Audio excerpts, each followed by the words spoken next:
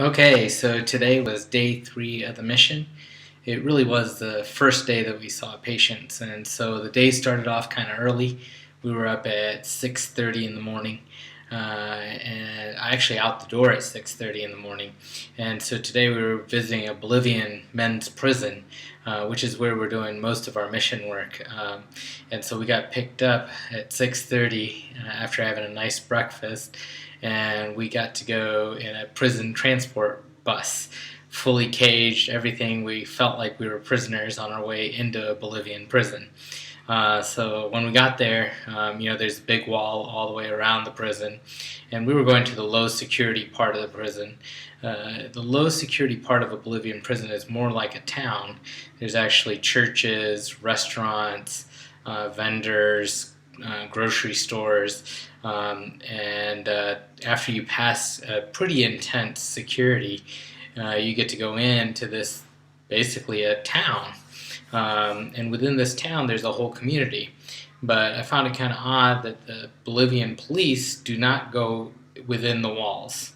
The community within is governed by the inmates and their own set of government. So when I show you some of the pictures, you may notice people in red vests. They say security or discipline on it. Well, those are inmates that have moved up the rank and are now policing themselves. So it's an entire community. This community was really underserved in Bolivia, and there was no health care up until just a couple of years ago. And so now things are starting to get a little better, and there's some volunteer groups that are coming in to give the prisoners some health care. What was really unusual is that the women and children are allowed to live within this prison. So if you go to jail as the male of the family, your wife can come and stay, and so can the children. Now this is kind of most of the prisoners that we saw in the low security are in this gray kind of area where they're awaiting trial. So they really haven't been convicted of anything. They're just kind of in this waiting period. And so we got to the prison, got through security, and then got ready to set up. And we actually set up within the dental office that they have set up within this community. So there was a dental chair downstairs that was actually a really nice dental chair. It was old, but it worked. It went back. And then we set up upstairs on a couple of gurney tables. And so we had 3 dentists upstairs and then 1 dentist downstairs. And so by the time we set up, it was probably, I'd say, close to 8:39. And we began just seeing tons of patients.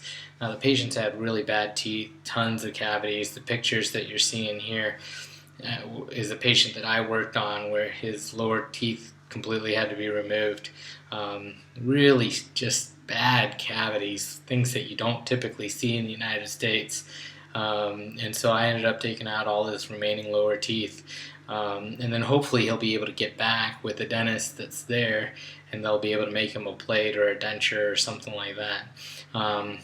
We didn't have any narcotic pain medication, but we were giving out some antibiotics, and we'd give out some ibuprofen. And so today I saw roughly about 29 patients, and on those 29 patients we took out about 40 teeth. So it was a steady day, not super busy compared to the other missions that I did. We broke for lunch around 12 o'clock. We had empanadas, which they were really delicious. And then we worked until about 5 o'clock. And we were able to see all the patients that were in line. People were lining up outside all day long. And then, so we got back on the prison transport bus, got out of jail.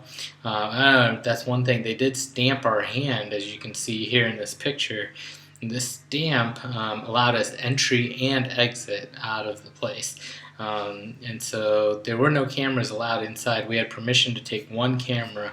And so a lot of these pictures that you're seeing are from John Arledge, who's our mission team leader. So we had an amazing day, saw tons of patients. Probably the dental itself saw close to 160 to 200 patients. And we did lots of fillings on children. I did mostly extractions on adults. And And then we came back to the hotel and we had this amazing gourmet meal. And I'm really pretty full right now. And I'm ready to go to bed because we got to get up early again at 5:30 tomorrow morning and go back to the prison. Probably be doing a lot of the same things that we were doing today. A lot more extractions, a lot more surgery. And as you can imagine, after about 8 hours of that, it gets pretty tiring. Fortunately, my hand didn't cramp up this time, and so I'm looking forward to tomorrow. The word will get out, and so we're going to be really super busy tomorrow. So this meal that we had cooked tonight was absolutely amazing, and so I'm going to sign off, and I hope you enjoy the pictures.